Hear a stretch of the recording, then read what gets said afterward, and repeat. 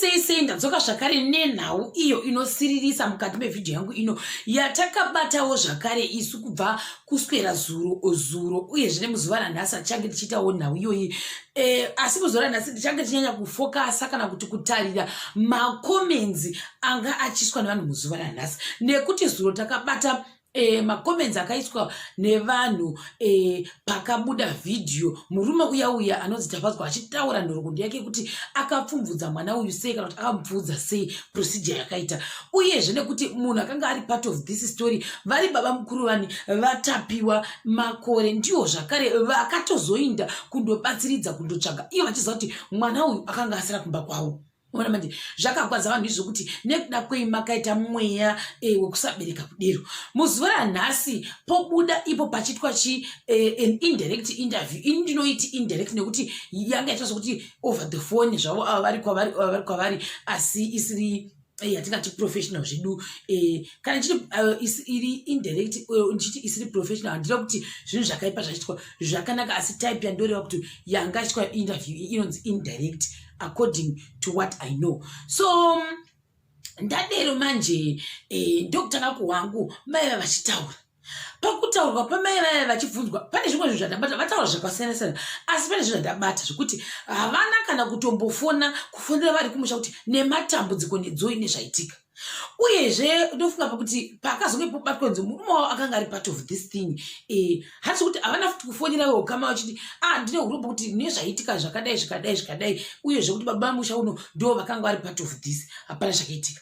Pavakawa ndofunga zvakuti mwana washaika kune mwana kutsvagwa, vakabvunzwa kuti ko hamunawo kufonerwa nababa musha here vachinzi kune mwana washaikwa kuno zuva rese, uyu mwana wokutotsvagwa, havana here kufonerai vachikuudzai? Vakati handina.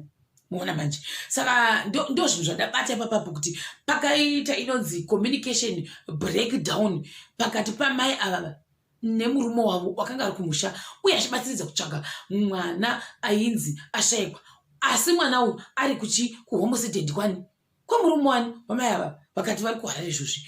Ndezvimwe zvazotaurwa zvekunzi vana vavo vari kumhiri kumakungwa, mumwe vanokunzi kuri kuSouth Africa, mumwe vari kunzi vari kuChina. Hazvo kuti kuChina uri kudzidza uri kuita basa rero kudzidzisa kana kuti nimwewo basa, I don't know. KuSouth Africa vana vacho handisi kuti vari kuita nezvei. Ndo tobva ipapa toita pane stage imwe yekuti vanga vati handakasina kana kuti mari ndofunga kuti vakwanise kukwira, ndofunga bhazi vachienda ikoko vachatsvaga mari, ndofunga pakunzi airtime zvakare apapo ndo pamwe paita nhau yekunzi ndasina ndofunga airtime yekuti ndika ndichifuna ndobva wadamba wadanzira kuti ini ndine dambudziko reutano hwangu, nyaya yekuti shuga neBP ndofunga ndo yavanga vachanyanya futi kuinvestasa nayo. Saka ndati ndange ndaisa background yema-main points andoti ndabata kubva kuna mai ava.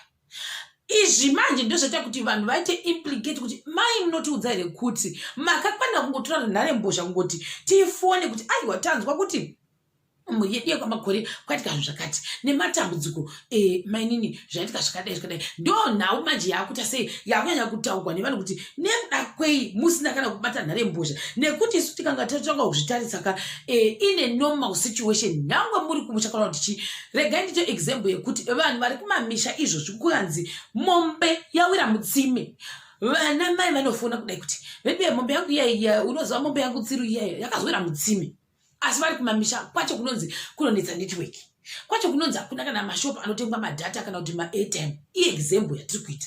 Ndosaka ndonatsa kuti rudhende ruzhinji rwevanhu vari kuti kuna maya vari kuziva zvaiitika. Handisi ndakadiro macomments ndo anganyanya kuita sei kufocasa on that.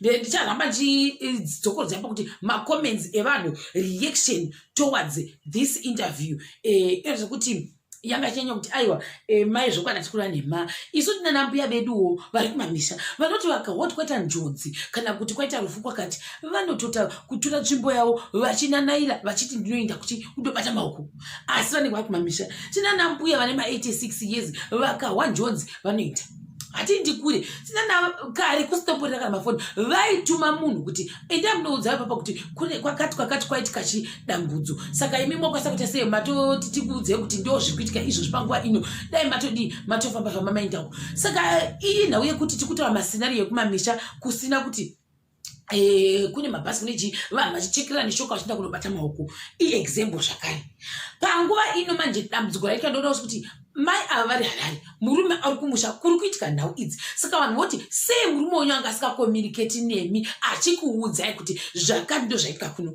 Zvinoreva kuti imimi kuda manga muri part of this. Mamwe matheory azobuda zvakare kuma-comment section ndisati ndanyanya kutanga kuverenga zvangu zveapapa. Inhau yekuti vamwe vangoti hanzi kuda vane mhiko dzavakaudzwa kuti kana chakati chaitika musatombotsika kumusha ikoko. Vamwe vanhu vangati aizvozvo sezvo painzi musoro mwana wakaendeswa kupi kun'anga. Saka vamwe vangoti hanzi pamwe mhiko dzacho idzi ndo dzinovaroverera pamuchinjiko chinzi aiwa imimika you are not supposed to be panzvimbo iyoyo. Tochiinda kuma-comment section vanhu vangati it will be difficult for me to trust vanhu vari rich kumamisha. Vamwewo avo people react differently to being shocked. She could not bring herself to call maybe. Nothing wrong in that. She said she was gonna go. Her husband is the monster. Let the Lord deal with the evil husband. Vamwe vanhu vanga vachita kuma-comment section. Ndichiramba ndichidzokorodza zvakare mavidhio angu ese ndinodhila nema-comments anenge achiiswa nevanhu. Vamwe vakati my spirit tells me they were in this together. This woman is guilty. I can tell by how she is talking. Why don't she ring and go kunobata maoko? Handiti ndo vamwe wavo. Vamwe vakati ndambozviisa mubhutsu dzamai ava for a minute yo dzanditira hombe. Vanosvika kumusha vachiti kudii murume wavo ari iye akata sei akauraya mwana uyu. I think vari kutya plus kunyara. Ndevamwewo ava vataura zvikanzi pafair my guru lied about not having money for transport. She needs to be investigated too. Vamwewo vane mufungiro wavo. Guys, do not judge my guru. Havana kuuraya munhu, vakatoremerwawo zvese nekunyara. Saka zvekusabata kwavo maoko, she is in a tough position. Vamwewo vadiro. She can't even call my nini, but she can come on live. She is evil as the husband. Angry I am. My guru vakasiya moyo mutoilet zvokwadi. She's not remorseful at all. She was comfortable talking on the phone with the 5K audience, but couldn't pick up the same phone kubata mainini na baba mnini maoko nekuda kwenu. Vamwe ndokuti she was part of the plan. I don't think their money is clean. Ndo vamwe they have done this before and the wife also. She is an accomplice. Matanga kunyepa. Why didn't you say that from the beginning? Kuti Mari is the issue. But the husband was implicated later. So before that, akatadzawo kufona here. How old is this woman? Kana sina reshkuwa kuti vakadanza to ane 50 murume wane 57. Kasinga reshkuwa. Ndobva vamwe vati zvoni but panoita nhamo kushayawo here yekufona my guru ava ngavaite serious vidwe. Dai anga ari mwana wavo vairega kuinda here vanonyeba mai ava. She is actually angry from the way she's answering. My guru is an accomplice. My guru is lying shame. Kuda kunyebera kuzungaira BP ne sugar kudi. Tinao vatogara navo vanorwara asi they live like normal people. Network is bad auntie. She is guilty as the other two demade nonsense. My guru munonzwisa hasha. Kutadza kukwereta chaiko dai ari wenyu mainzwa sei. This woman knows everything. Kuwa kwacho kanyanyo kudi. Automatically she is an accomplice. My guru CID ngaite basa. Kuti I'm thinking they have already done their rituals in Nganga kuda kunyeba. What kind of shock is that? Ngavasungwewo. My guru is in Harare defending Nganga and she knows where Tapiwa's head is. Vamwe vakati we need to see this my guru. Vamwe ndo kuti $5 per day yekupa vashandi asi my guru vashaiwa $3 kuyenda pamurewa pa 44 apa vatorei mai ava vanozivana nemapurisa here.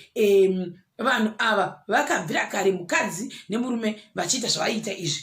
Kuma-tax you pay $5 per day. My guru vanoti hamuna $3 yekuenda pamurewa pa 44 apa.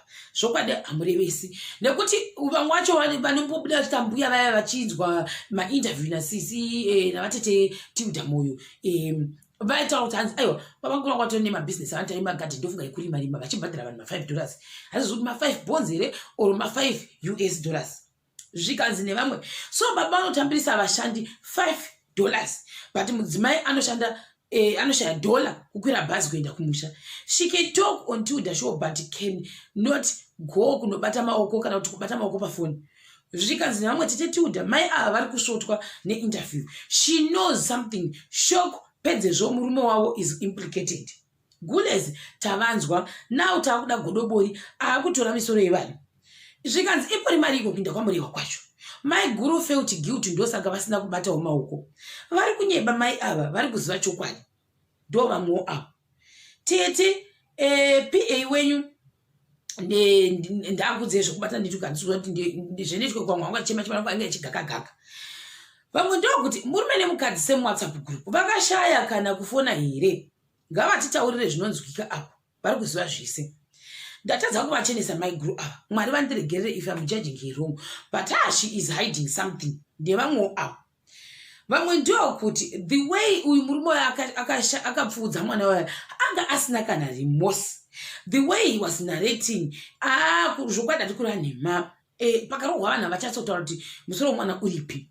Mai guru tsvagai Mwari, you are lying. Must say ID, please go and investigate this one too. Ndevamwewo avo. My guru is supposed to be a mother. My musha. Nekuda kwemadiro. Fix your network wo. Ndivamwe wanga chema nechine masaisai. Zvikanzi. Mai avakamborwarwa. Vachataura nyaya yacho yese. Vari kunyeba. Vamwe vatisi kuti sei vadiro. Vamwe kati nemewo muri tsotso zvokwadi nekuda kwei imakatadza kungofona. Nyaya yanyanya kugwadza vanhu inhau yekuti why musina kana kumbofona kubata nhare mbozha yenyu kufona muchiti ngikini nematambudziko kuhama chaiko mwana wacho pamusoro pazvo wanga ane sari murume wenyu. Saka macomments anga akawandisa singamboiti atimbodi kuri vanhu vanga she's not even promising when exactly she will go, but she will go at some point, so it's not important to her. Achaenda chiro. Mai guru vatoriwo mudhiu iro rekuti vakauraya chitapiwa. I'm actually getting annoyed with this my guru. Vari kunyeba.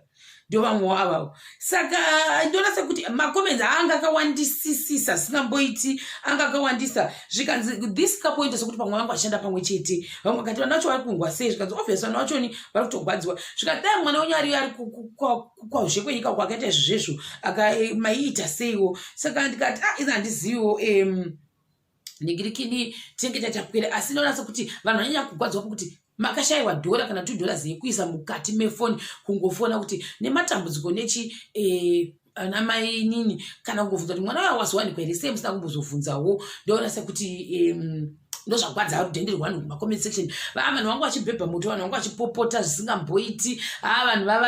Vanhu vagwadziwa nekuti chazogwadza nekuti uyu murume uyu kauyu wanga ari part of this searching. Ari part of this searching vachiziva kuti vane dhira kuti after searching yayo vaisokuna kuti vanhu vavachazondotora mwana uya wanga vadhakisa vokwira naye mugomo votomuyekera vondomucheka iwo baba mukuru sebaba mukuru zvakare vondoita sei vondovheneka tochi kudai mwana uchiita sei uchivhiyiwa here veduwe kwakupedza kwakumufunira funa kwamboita sei kumisa mukati memapurasitiki. Izvo zvikuti akwati kuita hatizi kuti n'anga yacho yazobatwa here kuti isati yabatwa handizivi ipapo. Asi kune mumwe murume wambobuda ari paflow akapfeka hanzu chena handizi kuti iye ndiye n'anga yakati ndiani handisati ndaziva ipapo. Saka ndozvishanda ndangoyana zvangu muvhidhiyo ino ndichingoramba zvako ndichiti kune mhuri yekwana Tapiwa Makore nematambudziko uyezve dai Mwari vakunyaradzai ndozvandokwanisa kutaura panguva ino. Vamwe vangatodanza kuti dai tabatsirawo kutangotiwo munyu neshuga nezvimwe zvoda kuryiwa ipapo kana nehufu zvimboindawo sevanhu vanokubatsira vaya zviinde kundobatsira mhuri yekwana Tapiwa sezvo vanhu vazhinji vari kuuya kuchiitiko ichocho kuda kuhusa kuti chii chakaitika nekuda kwei munhu wogama akaita chinhu chakaita seichocho zvinhu zvakaoma. Saka ndizvo zvandanga ndauya nazvo. Chiregai nditi ndichakubatai zvakare pachikamu chinoti